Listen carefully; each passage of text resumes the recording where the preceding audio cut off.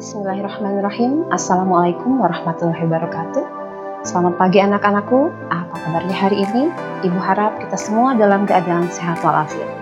Tetap ikuti protokol kesehatan, tetap di rumah, dan tetap semangat untuk belajar. Agar pembelajaran kita hari ini berjalan dengan baik, mudah untuk difahami dan dicerna, marilah kita mulai kegiatan hari ini dengan berdoa terlebih dahulu. Bismillahirrahmanirrahim. Allahumma ahrizna min dhulumatil wahmi wa akrimna binuril fahmi waftah alaina bima'rifati ilmi washilana abwaba fadlika ya arhamar rahimin. Anak-anak yang ibu sayangi, pada kesempatan ini seperti biasanya Ibu Tanti akan menyampaikan bidang studi pendidikan agama Islam dan budi pekerti. Pada pertemuan kali ini, materi yang akan kita bahas adalah mengenai sholat safar atau sholat dalam perjalanan. Anak-anak, sholat bagi seorang muslim adalah terpenting melebihi dari apapun. Sampai-sampai Rasulullah Shallallahu Alaihi Wasallam ketika menjelang wafatnya berpesan agar umatnya tidak meninggalkan sholat dalam keadaan apapun. Sholat adalah tiang agama. Siapa yang mendirikan sholat, maka ia telah mendirikan agama. Namun barang siapa yang meninggalkan sholat, maka ia telah merobohkan agama. Bagaimana apabila kita sedang dalam keadaan sibuk atau repot karena dalam perjalanan atau sebagai seorang musafir? Nah, dalam kondisi seperti ini, sholat dapat dilakukan dengan cara yang lebih mudah, yaitu digabungkan dari 2 waktu menjadi 1 waktu atau diringkas dari 4 rakaat menjadi 2 rakaat. Alhamdulillah, dengan begitu Allah telah memberikan kemudahan kepada kita semua. Anak-anakku, sebelum kita memasuki materi, Ibu akan menyebutkan terlebih dahulu tujuan pembelajaran kita kali ini.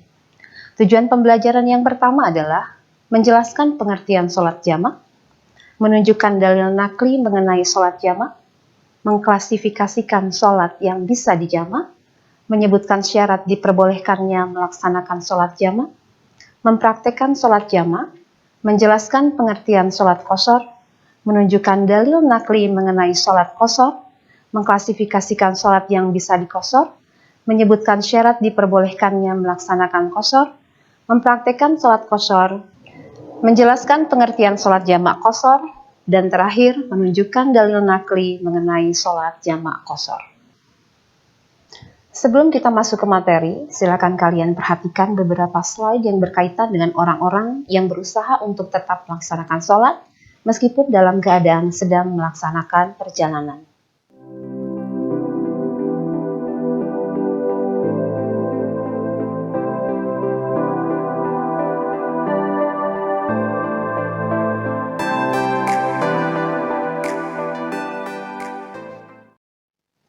Berkaitan dengan pelaksanaan sholat jamak dan qashar, dalam Al-Quran surat An-Nisa ayat 101 dikatakan, Bismillahirrahmanirrahim, wa idza darabtum fil ardi falaysa 'alaikum huna'un an tafsuru minas shalah in hiftum ayaftinakumul ladzina kafaru innal kafirina kanu lakum aduwwum mubin.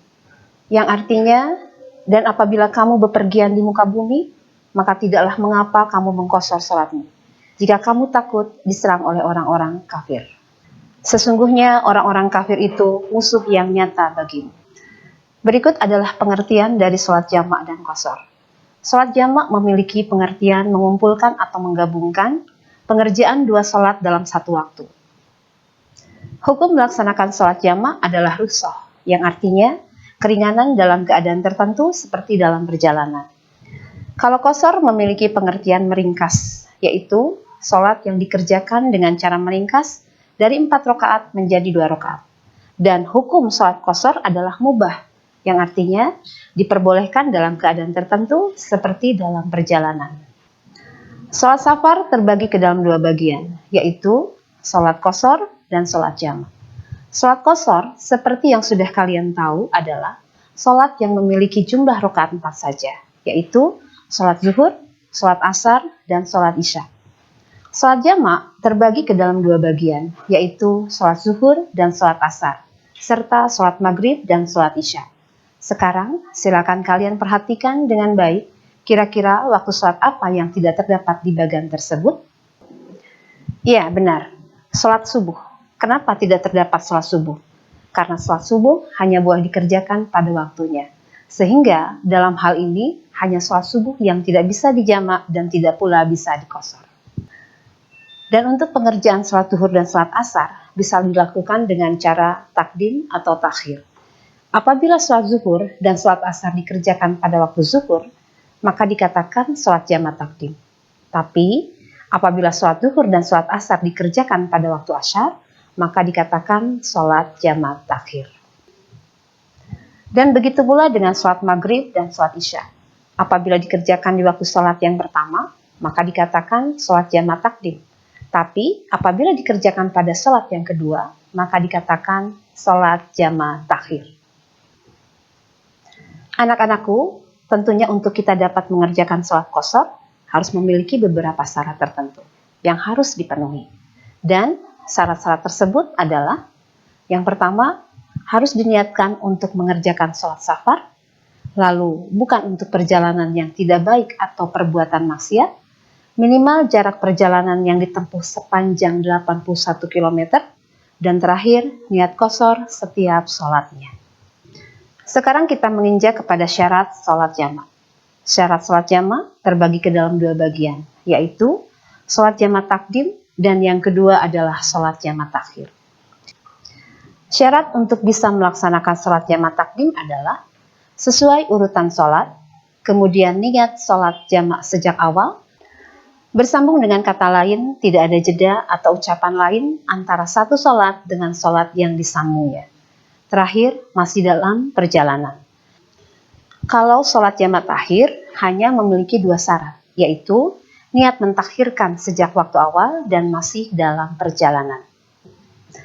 Berikut ada beberapa contoh studi kasus berkaitan dengan sholat safar. Baiklah, berikut adalah studi kasus yang pertama. Si Fulan berangkat dari Jakarta menuju Semarang dengan menggunakan kereta dan akan berangkat pada pukul 20.00. Jarak antara rumahnya ke stasiun cukup jauh. Berangkat dari rumah pukul 17.00 dan tiba di stasiun pukul 19.15 menit. Pertanyaannya adalah, sholat seperti apa yang harus dilakukan si Fulan?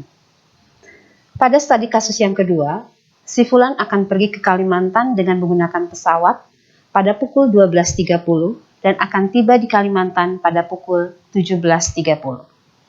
Si Fulan akan sampai ke bandara pada pukul 11.30 untuk check-in dan makan siang.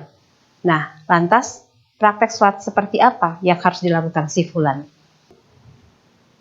Kemudian kita lihat pada studi kasus yang ketiga.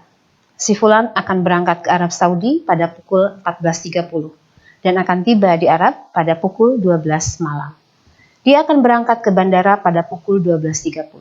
Dengan begitu, lantas praktek sholat seperti apa yang harus dilakukan si Fulan? Di studi kasus keempat, si Fulan mengalami kecelakaan, tidak sadarkan diri dan dibawa ke rumah sakit pada pukul 11.30. Kemudian si Fulan siuman pada pukul 16.30. Nah, praktek sholat seperti apa yang harus dilakukan si Fulan? Baik, pada studi kasus terakhir, ayah si Fulan sedang sakit parah, sudah menunjukkan tanda-tanda kematian. Si Fulan menemani ayahnya di rumah sakit sejak pukul 18.00.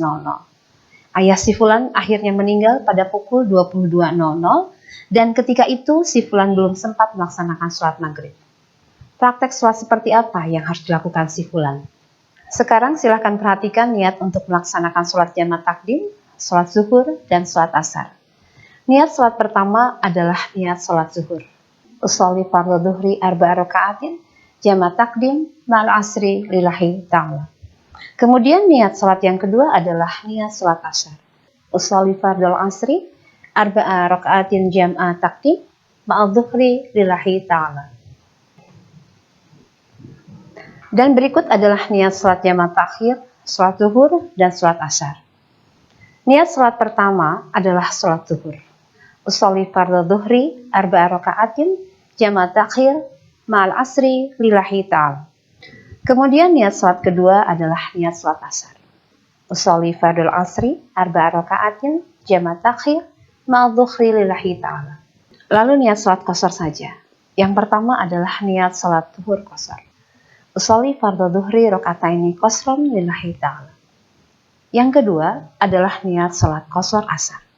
Usolli fardhu asri raka'ataini qashran lillahi ta'ala. Dan yang terakhir adalah niat sholat isya qashar.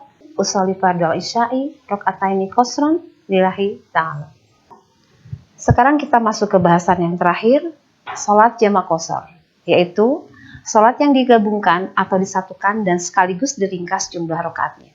Berkaitan dengan niat sholat qashar jamak takdim dan qashar jamak takhir, dapat kalian lihat pada bagian berikut.